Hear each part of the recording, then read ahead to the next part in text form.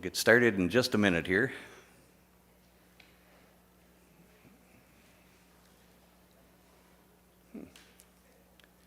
I thought I knew every door. I was born in this church and grew up here, and I thought I knew every door in the building, and I see a door open up there into a room that I have never seen before. I'm going to have to go up and explore later.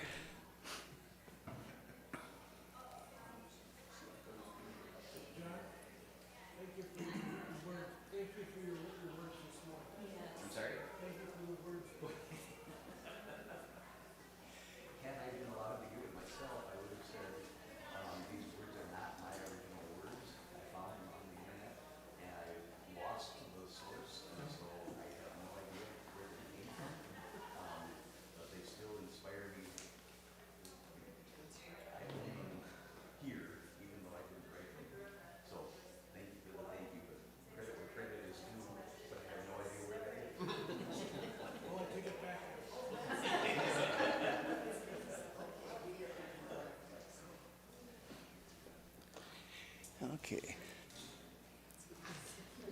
Felix? Okay. Good morning, everyone, and welcome to our Sunday Forum this morning. My name's John Humphrey. I'm part of the Sunday Forum Committee, and we try to have weekly presentations here for your, what should we say, interest and spiritual growth and development. We think our presentation this morning will certainly qualify. Our speaker this morning is Edwin Torres de Santiago. He's the director of the Immigrant Defense Network, which is a statewide alliance of over 100 immigrant-led and immigrant-supporting organizations. Before or after the forum, probably not before at this point, grab a samosa. You may not have realized the samosas are coming, but they apparently just haven't quite arrived yet. So look for them on your way out, just as a thank you for being part of Immigration Sunday this morning. Let's see. So the opportunity this morning is to learn more about the IDN, and then there are tables out in Jones Commons from other people representing other immigrant support organizations. So after the forum's over, please go out in Jones Commons and check out the other sources of information. Sign up. They will all have places you can sign up to help. And if you want to join a rapid response network or want to get put on the Immigrant Justice Committee mailing list, there are opportunities out there to sign up for those as well. Okay, so without any further ado, Edwin, thank you so much.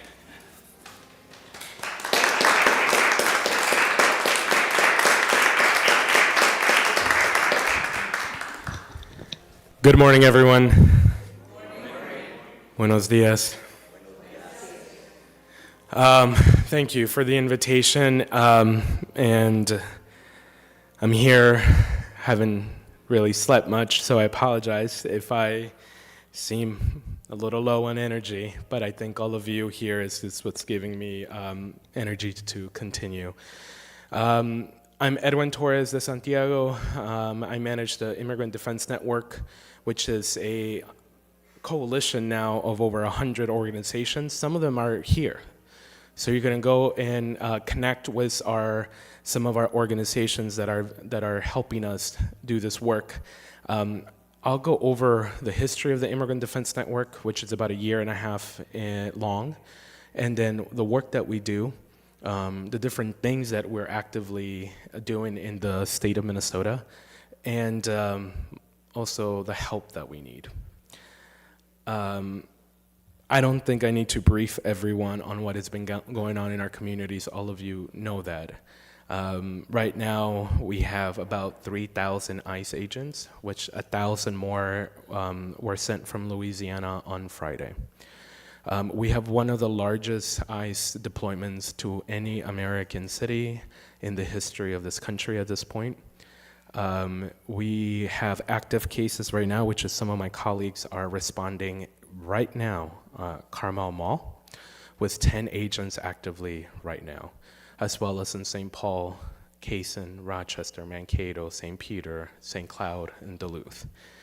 The only way we are able to protect our communities is by having allies and partners be part of this movement. The Immigrant Defense Network got started right after November of 2024. A lot of our partner organizations all didn't have to wonder what was going to happen. They all read the chapter specifically on immigration crackdown on Project 2025.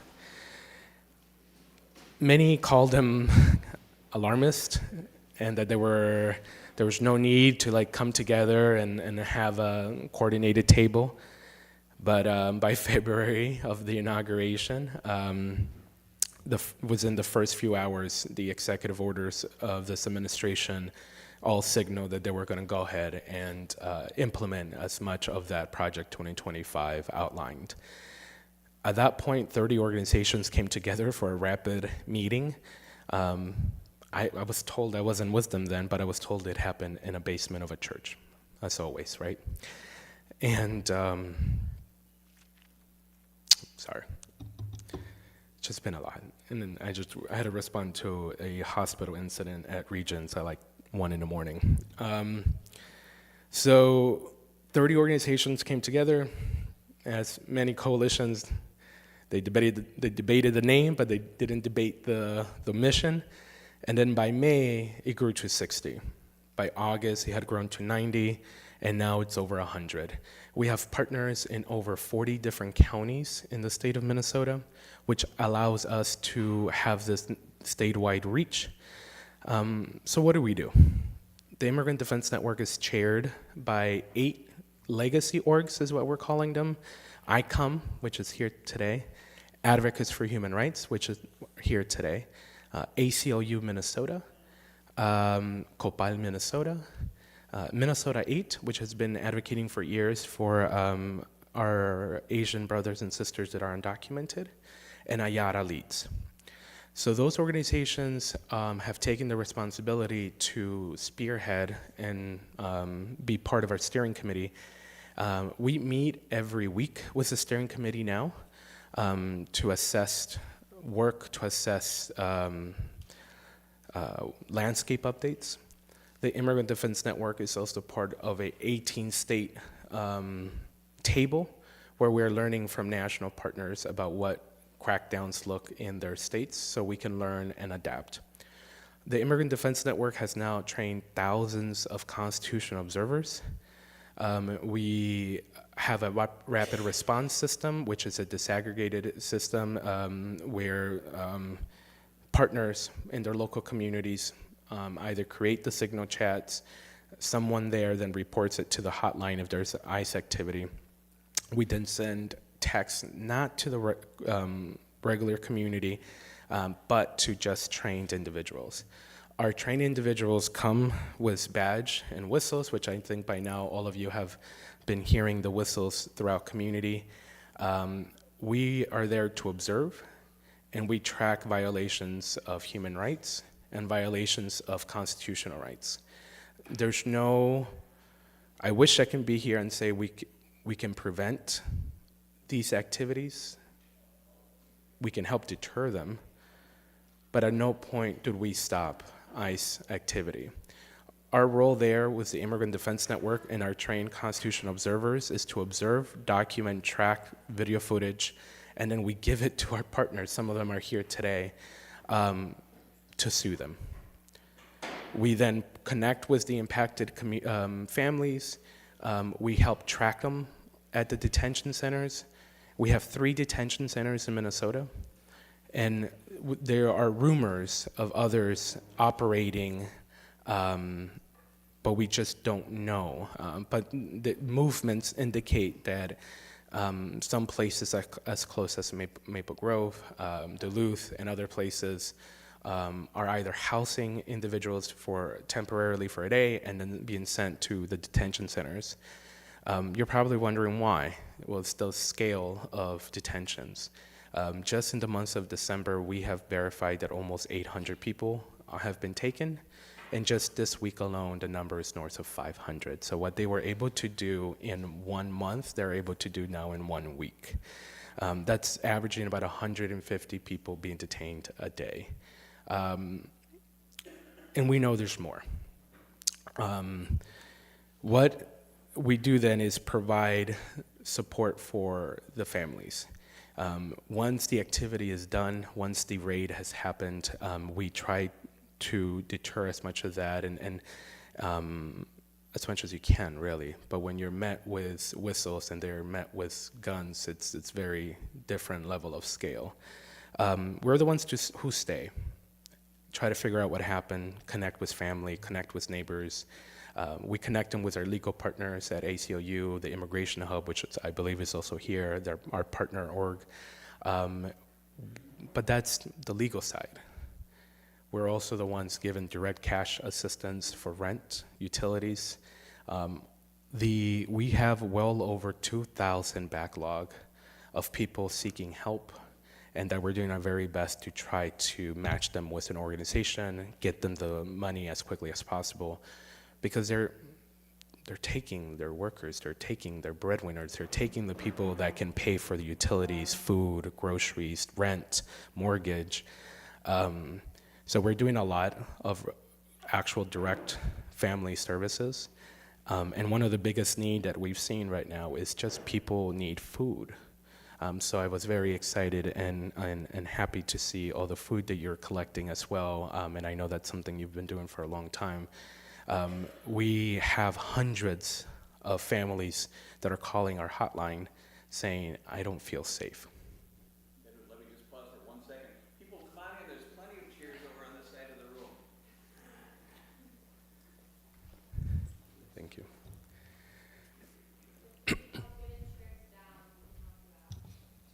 Perfect. So not only do we do the rapid response, not only do we do the training for constitutional observers, but we also do most of our work is working through hundreds of family cases to meet them where they're at, get them the support they need, and be realistic, right? I don't know if you know how quickly someone gets moved out of Minnesota, but now it's within 48 hours. So that means it's a very tight window from when someone gets picked up, get into the system, they show up, a day or a day and a half or 2 days later, and then we're trying to do our best to find them, and they're in Nebraska.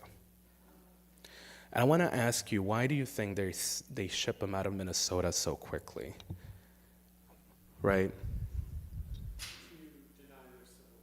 To deny this, and what makes Nebraska different than Minnesota? Who reviews cases? Judges. So the reason why a lot of our detainees here in Minnesota get sent elsewhere is because we had judges that would actually review their cases and not do expedited removal. That's not the case for judges in other states. So if they get sent to Nebraska, Texas, Florida, we've seen higher levels of just not even giving them a court hearing, not even giving them parole or be able to get some type of a stay in their deportation order. Immigration judges. Mm-hmm. So this is hard. We're also seeing a high level of cruelty and violence, both at the observers and people coming to see ICE activity. I have personally been shot with rubber bullets, and I am at 10, 15 feet away. Pepper sprayed, tear gassed, shoved, and obviously, to the most horrific way, Renee was killed. She is the 9th person to die, execution style, by an ICE agent just in the last year. And another incident just happened in Oregon a few days ago. But we're also seeing our immigrant communities, once they're being detained, be met with a lot of violence in the detention centers. So right now, in this campaign of fear and campaign of confusion, the best thing we're doing is holding community with our community that is so afraid to come out. My dad hasn't left his house in 3 months, which is our home, so it gives me some sense of safety. But I know our communities are afraid. And all of you who give that hope, I invite you all to ask me questions about what is happening, how to help. The Immigrant Defense Network and our 100+ ally partners are actively doing the best we can to meet the demand of kids just needing to get to school. So you probably saw the Star Tribune article of St. Paul, where teachers are just coming out and helping kids go to school. I know in Minneapolis, they're going to go half virtual for a month. So the need is great, and I'm here to honestly just answer as many questions as possible. Many of you probably heard about rapid response networks, but may not know what it is. And some of us are trying to organize one that will include people from Plymouth, as well as people from our neighborhood, to help care for our immediate neighborhood. Can you talk a little more about what a rapid response network is? Yeah, thank you so much. Who's on a Signal chat? Okay, it's overwhelming. I am in close to 80, and there's not a second that goes by. We're actively with our labor partners and a lot of other orgs really doing a lot of work to just make sure people know how to report ICE activity, because it does create a lot of confusion, and it's by design. If they wear regular clothing, it's not normal for us to just see somebody take someone violently, unmarked vehicles, plain clothing, and just assume that they have a right to do that, and we're just going to continue sipping our coffee. So the rapid response really, there's many ways that these rapid response are being created. They're either neighborhood watch groups that have been there for years, others after the killing of George Floyd, others of community and neighbors, and ones that are just brand new. So you get a little bit of everything. So these community groups get created, and I hope, right, that they all have a vetting system. So we try our best to communicate with the admins of these groups to be like, have a vetting system. Because one thing we have seen is ICE agents pretending to be neighbors in some of these signal groups. We use the salute method for identifying ICE activity. We can share it with partners so you can all have it in an email, but the salute, it's what is the size of the scale? What is the activity, right? And so you go down, it's like, most important thing is how many people, what branch of agency, how many are present, what are they doing? Are they just patrolling? If someone is patrolling, it's really hard to then send a rapid response text because they're just going to be moving so quickly. But if it's an active raid, if it's a workplace raid, it just happened down by the Dollar Tree. They got 2 people yesterday. So whoever creates the signal chats, that's one level of rapid response. We at the Immigrant Defense Network don't manage signal chats because they're led by community. But then second, we have our own hotline. So if there's one number I want everyone to save, and I'll make sure to follow up so all of you have it, it's 612, you don't have to write it down, but 612-255-3112. We've been promoting that number for months now. But if you see something and you just want to alert, you call that number, and then you provide the information of how many agents, how many vehicles, where it is at the intersection of what, and what they're doing. We then take that in our dashboard, and then all we do is send a text message to trained observers in that area. We don't alert the whole system because it doesn't do me any good to send something to Richfield when you live in Minneapolis. Constitutional observers are on standby right now in this surge, and we have them placed in close to over 100 hotspots throughout the metro. They're there to document, call back, and say, yep, we need backup, or actually we need ACLU here. That happens all the time.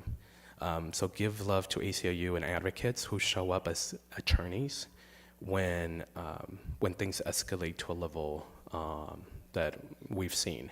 So the rapid response, usually you call the hotline or you see the signal chats. If it's the signal chats, oftentimes there's awesome community people doing it on their own. All I ask is whatever you're seeing in the signal and it's real, like there's 30 agents, 40 agents, 10 agents, please do let the hotline know, because then we can deploy trained people. These people have been trained on Constitutional Observer, Legal Observer.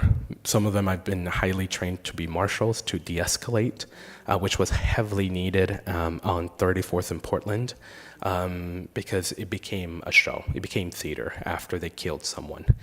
So that is the rapid response, and I can continue to answer questions. If I could just say one quick thing, we are going to have a rapid response training here at Plymouth. We haven't finalized the date, but it's going to be probably the last weekend in January. If you are interested, you can sign up for more information at the Immigrant Justice Committee table out in Jones Common. You're not committing. Right. You're committing to learn more. Can you say the rap or the hotline?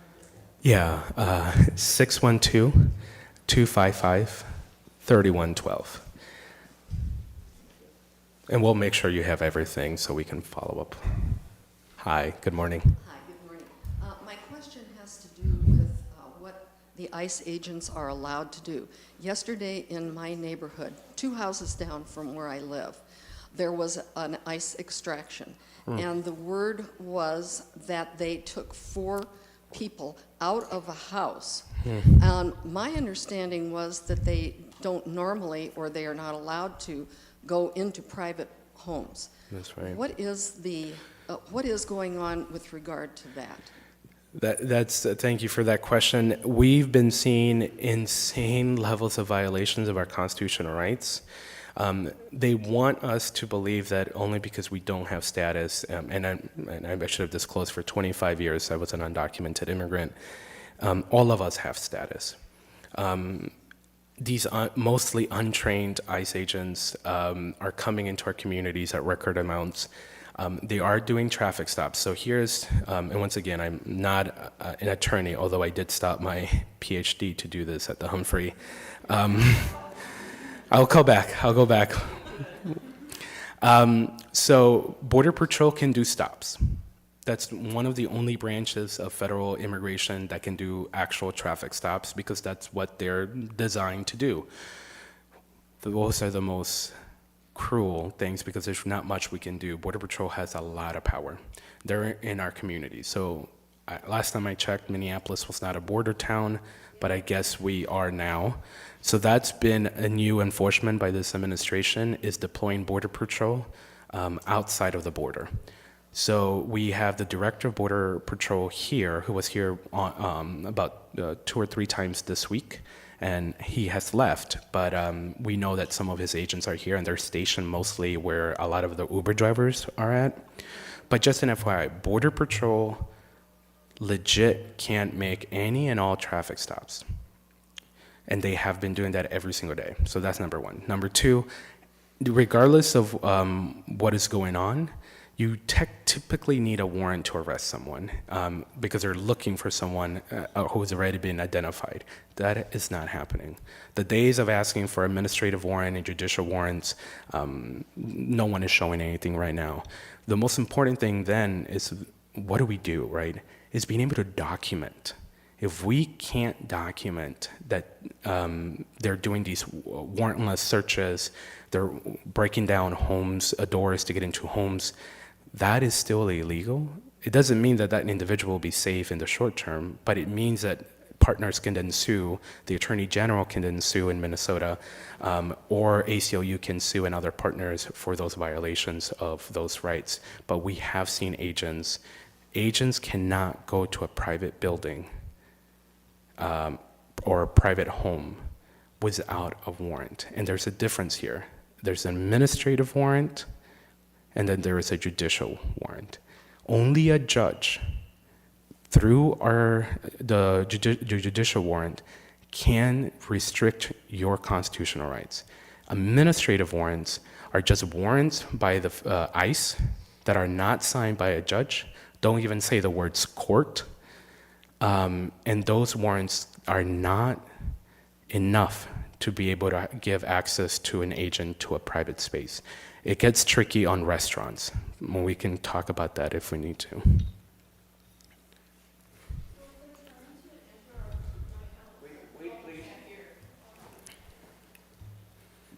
So in that case, if they're trying to enter my house and they don't have the correct warrant, Yeah.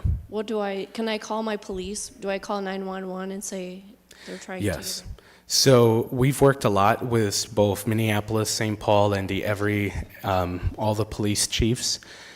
They know that they can be called to just alert them. Most importantly, though, before you call anybody, you have to clearly and document if someone is knocking. This is ICE. Here's the thing. They use every term. ERO, same thing. ICE, same thing. HSI, same thing, which is the Homeland Security investigation. Well, regardless of the agency, you're going to ask for them to slip or post on the window, if you have a window, the copy, like the actual signed judicial warrant. If they don't provide that, you don't open your door. I don't care what the intimidations they use. I don't care if they're yelling at you. I don't care if they're surrounding your house, which they have done. You do not open your door. This is what happened in Payne Avenue. We snuck one, she's probably right here, Advocates for Human Rights, got them into the house. So there was an attorney that we got into Payne Avenue to continue to advise the family. That's not going to happen every time. No one, ICE agents were not able to get inside the house in Payne Avenue. Do not open the door. The moment you open the door, you give them access and permission. So if they don't have a warrant, they can't enter your premise. If they still do, record that. So, No, they look similar. So you have to look for words like court. You have to look for your name. You have to look for a judge or a magistrate of a judge. So there's very specific details, and goes back to this campaign of fear and confusion. An administrative warrant, you look at it and you believe this looks legit. But no mention of the word court, no mention of a signed judge that has signed. It just says USCIS has decided that they have the right to arrest you. How much illegal, unconstitutional activities do we have to see before this hits the courts? Clearly, we're now at the level of murder. Yeah. That is the question that I've been asking. I don't know how much more we need to take. ACLU in many, many states and advocates and every single legal aid is actively suing right now. The courts move slow. And the only way to expedite that is if the Attorney General starts suing, which he has in our state, Minnesota, Keith Ellison, to start suing on behalf of the entire state, to sue the federal government. So there's two types of lawsuits. One that gets started by legal partners in the form of a class action. And class action, any attorneys here? At one point I thought I was going to be one, but I decided not to. Okay, so class actions require multiple instances with multiple people in multiple jurisdictions for these types of lawsuits. So that's where it becomes really sad. We just can't be concentrated in an area. If we're going to try to do blanket lawsuits to get rid of ICE in the entire state, we have to document so many instances and then have the person be willing to sue. That's where it becomes hard. We've met the first one. I have hundreds of incidents. But if the person doesn't feel comfortable, I can't force them to sign on a class action lawsuit. But then, so that's legal partners can sue the federal government. The other branch is if the Attorney General just takes up all these violations and sues the federal government, which I think that may happen, but I don't speak on behalf of the Office of the Attorney General. And then lastly, in other scenarios, it would be the administration that would actually sue the federal investigation led by the U.S. Attorney General, which is not going to happen anytime soon. I have, someone just gave me a handout. It's a judicial warrant versus an ICE warrant, and it's very explicit.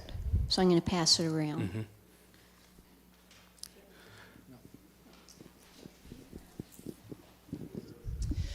We're seeing a lot of ICE agents breaking car windows Yeah. and breaking into. What are your rights if you're in your private vehicle when you are approached by ICE? Similar, like you're being stopped by for like a traffic violation, right? It becomes really hard when you're in a vehicle.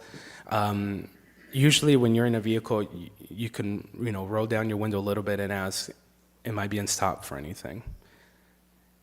The key here when you get stopped by vehicles is what is the presumption of why you're being stopped. If they have and if they say we have a warrant for your arrest, show it. If you have orders of deportation, show them. Like actively ask to see them. If they don't, you don't become hostile because that's what they want.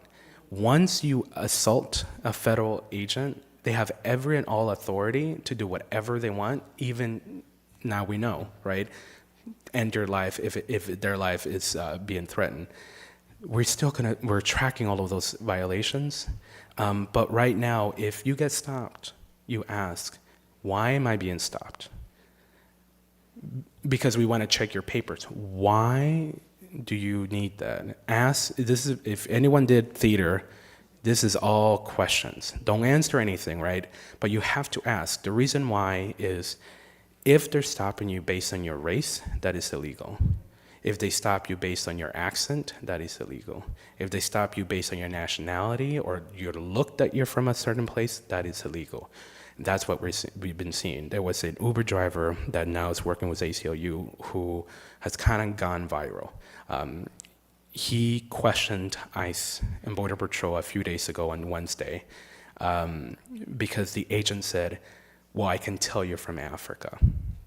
And that was the only basis by which this person was being stopped.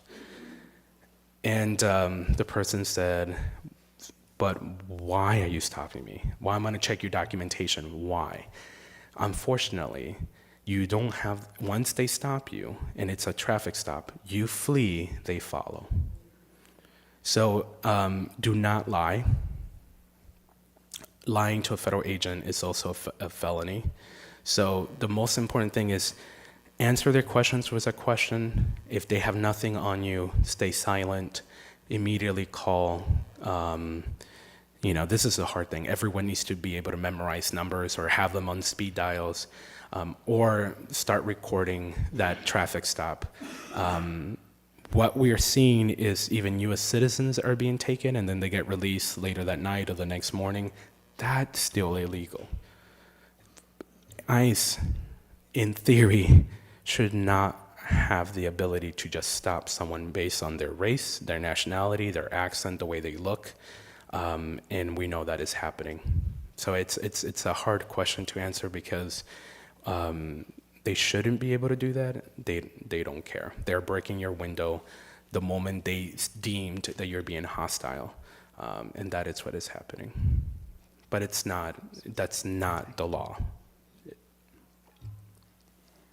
I have a question for you. I was just wondering if we could go back to the question about people coming into your home, because I had seen a lawyer say something about how if someone who is so an Uber driver, for example, Mm-hmm. there was a video about someone who was an Uber driver and she came in and what my understanding, I just want to make sure I have this correct, is if someone comes into your home and you did not wave them in, or if you do not know what their status is, then you are not sheltering someone undocumented.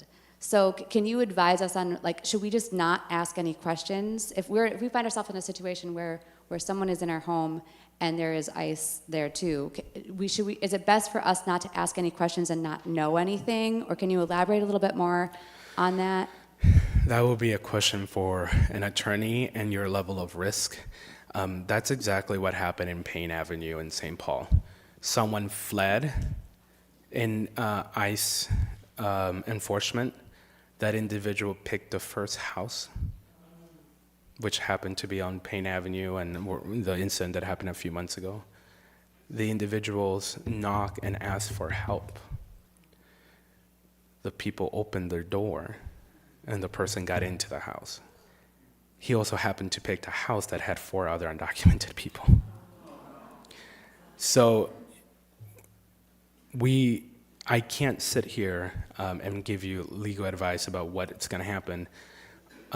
But that family that opened the door, took this person in that was running away from a ICE operation, didn't know them. Maybe someone in the house did, but not everyone. It's what we've come to find out. At that point, you really need to get an attorney. So I can't help answer that question because it depends who else the person is getting at risk. But it's so sad because we've been seeing a lot of people immediately look for shelter. However, this is where congregations and others can ask their attorneys because there are people running into hospitals, and that's what happened yesterday. So at midnight, someone was being chased by ICE, and they thought they would be safe at a hospital. That person is at home now, but that's only because so many partners, Hennepin, the Ramsey County Attorney Office, everyone got involved because that person ran for shelter at a hospital, thinking they would be safe at a hospital at midnight. They were treated at the hospital for other conditions based on that altercation that they had with ICE, but it took 5-6 hours. Eventually, that person was allowed to not be picked up, but now they're in the system. So now we have to figure out where do we put this person for shelter. So that's a very specific question, but it is happening. People are fleeing, and sometimes they're knocking on neighbors' doors. Sometimes they're coming to a church that I actually have not seen, but maybe some of you have. But they're going to hospitals, and they're going to libraries. And it just depends the level of risk, and then you have to connect with your legal counsel if you're going to be sheltering individuals. But I do know across the country and in many, many other times, places of worship has taken individuals fleeing for help. We hear ICE out of Chicago, ICE out of Minneapolis, ICE out of Minnesota. Are there legal rights that cities and states have to say to a federal agency, you cannot be here? And has anybody had any success asking that or demanding that so far? Yeah, we have seen several states be able to successfully, once again, only through the courts. I have yet to know of a mayor that has the power to say no, or a governor that has the power to say no. Oftentimes, they don't know. Especially in states that there's no collaboration, agents are coming in with no heads up. So the same time we're finding something out, it's when I'm calling the other chiefs, and they're also finding out for the same time. So, to my knowledge, no, through the courts. In every other instance that we know where ICE was successfully removed was because of a lawsuit with a judge putting a stay or removing operations. So that's what we're actively pursuing with partners. But I don't know of any authority unless the governor decides to escalate things. So, Mike over there. When they know their rights and they don't open a door without a warrant, or they don't get out of the car without a warrant, how effective are those tactics? Is it just a matter of documenting to fight later and resigning yourself? A little bit of both. I think I really appreciated your question because we talk a lot about the most horrible situations, but there's so many others where nothing happened because those agents were met with questions, legal questions, like what's your right to do this? Do you have a warrant? You don't have a warrant. It happened in Olarepa. Olarepa had called the hotline once agents showed up to their restaurant. And an attorney was on the phone with them, letting them know of their rights as an institution, and said, you have the right, so for restaurants, FYI, agents can show up because it's public. However, they can only show up and search in the public quarters where people dine, not in the back. And they had already put up signs, the agents, this is a private space, so you have to classify spaces as private. And that's the work that we've been doing with a lot of businesses that open their doors, that have open door policies, meaning from 8 to 5 or 8 to 6, anyone can come in. When you do that, you classify that, that technically, although you're a private business, you do, because the fact that you're opening your doors to just any customer, agents can come in.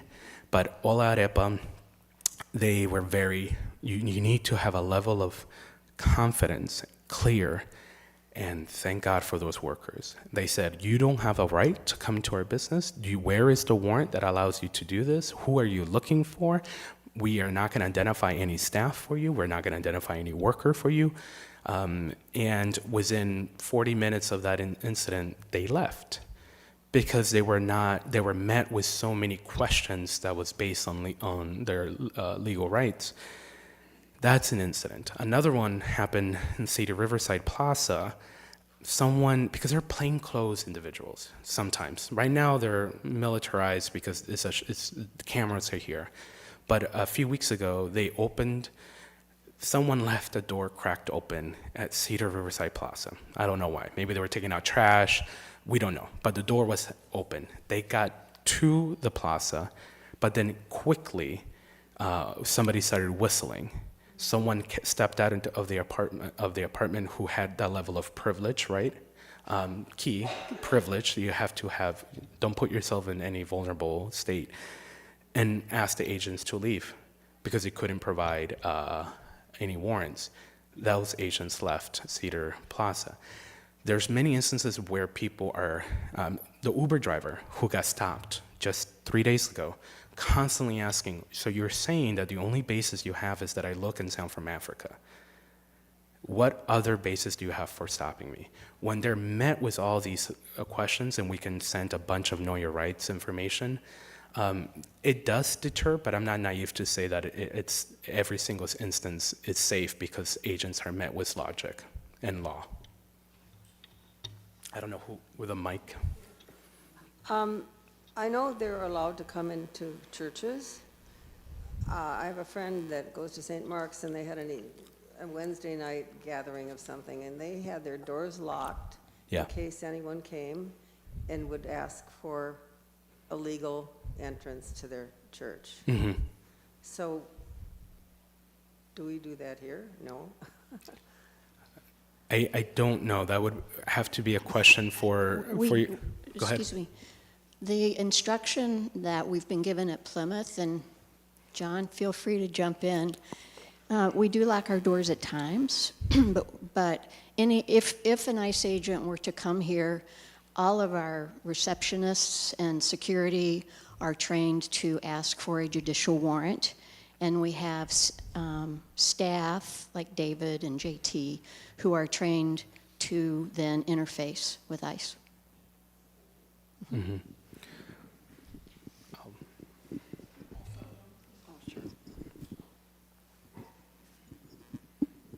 I came in a little later, so I'm not sure if you addressed this, but if you... Oh, okay. Oh, I came in a little later, so I'm not sure if you addressed it.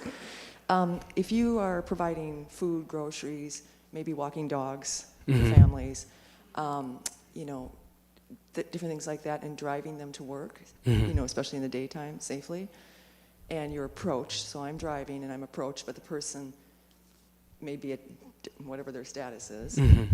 What, do I just say the same things? Do you have a judicial warrant? Because if they're stopping me, they have to have it from me, the person they're stopping for, correct? That's right.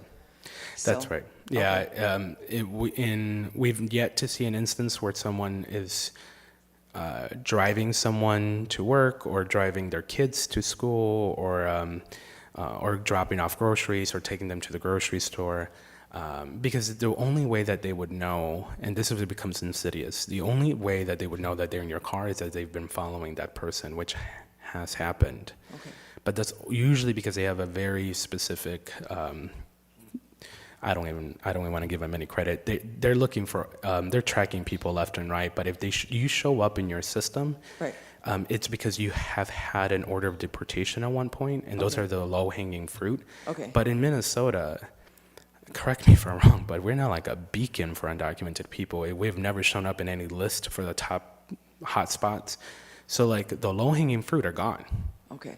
because there are thousands, hundreds of people have been taken already. So like at this point, they're looking for anything to meet their quota. Okay. They have a daily quota. Yeah. And Yes. they do. So they have a daily quota. So what I'm trying to say is, if you don't show up in anything, or all they have is whatever is your license plate, right? So like, so you can't ask, so they say, who's that with you next door? Who's next to you? you don't have to answer that. Can I just look at them blankly, or? You have the right under your First Amendment right to remain silent. Okay, so, do I say that? Or just look at them? I don't have to. I can say silent. You can. You ask them. Say for if I'm going in for groceries into a home, if I'm dropping off groceries, who are you visiting here? Yep. You don't have to respond, or you don't have to give any material that can for any sort or any question. You don't even have to answer anything. So you don't have to answer anything. If you have the level of privilege and you're a U.S. citizen, you don't have to explain yourself. And here's another thing that we're also letting people know. Some people want to be combative when, why are you asking for my citizenship? Some people do that. Ask questions in a non-hostile way, right? But just be like, why do you feel like you need to see my citizenship? Because I have to. That's a false. Asking for citizenship is only at a port of entry, not when you're in. So if you're a citizen, right, it's like you don't have, this is not something we have to constantly be proving, but they're bending the rules to ask questions, and we've had many, many instances of U.S. citizens being asked to show their proof of documentation, which is insane because it's not like so many people just walk with their passports or and stuff like that. So you don't have to answer anything, and if you are, we don't advise that you, unless the person is going to a medical appointment, we don't advise you to just be driving undocumented people or everywhere. So you should connect with whatever org is helping you do that, because we should make sure that your level of risk too is, what do you need? Are you dropping off food to a home? Is it you're picking up their kids at school, which is happening all the time? So you have to connect with your partner, and we can talk organization, and we can talk offline, because you also have to understand what you're doing and your level of risk the moment you are having individuals in your car, right, that you don't know. Okay, there you go. Yeah. Just to elaborate on that a little bit, I just, in the signal chat that I'm in, I was just learning that they're purchasing data from third-party data brokers for people who've been at protests. So if you are also delivering groceries, or if you are bringing kids to and from school from a home that needs to stay protected, you should turn off your the searchable ways for the data. There's a way to do this. It's online. I don't remember the site, but you should turn off your advertising data on your iPhone or your Android so that they cannot track your location. And or if you are actively going to protests, maybe use a different car with a different license plate to deliver groceries or pick up kids. Or take the bus to protest. It's an easier way to get out quick. Yeah. That's great advice. Take a bus to the protests or public transportation.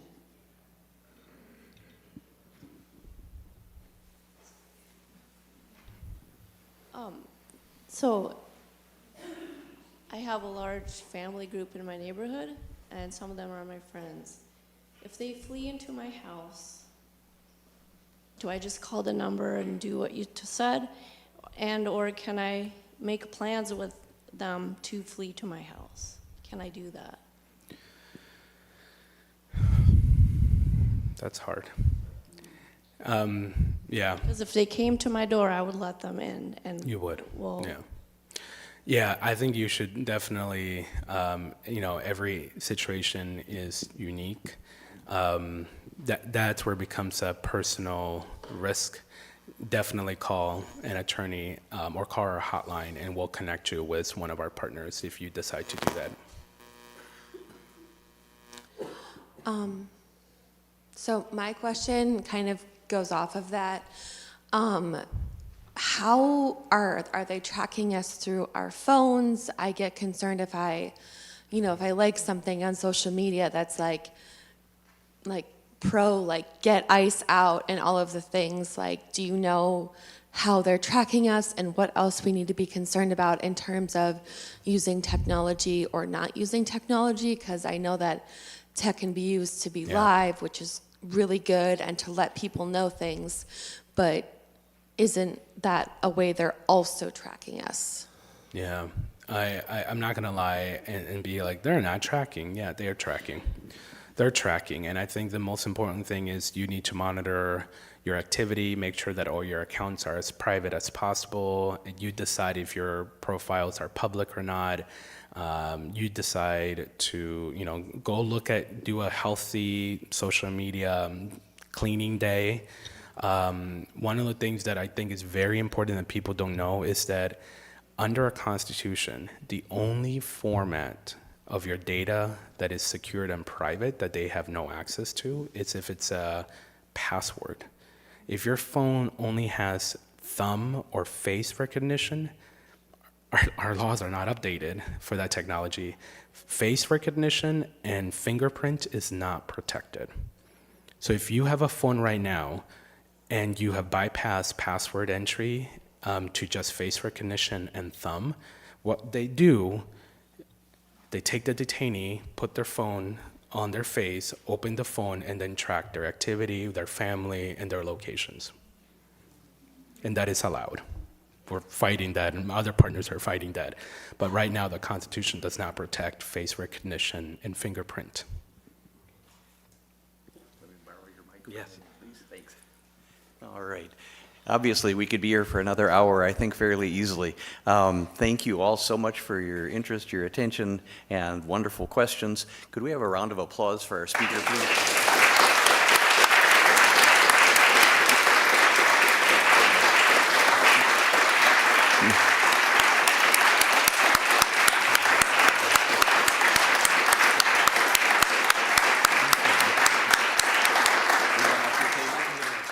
Okay. He is going out to his table. So there are lots of other tables out there. Please stop by and talk to the people who have come here to share with you information about what they're doing to help immigrants in Minnesota. I'm going to wind us up here and not take more time so that there's time for you to get out there. I don't know if the samosas ever arrived or not. They have. Okay, so have a samosa and enjoy the 11 o'clock service. Thank you so much for coming.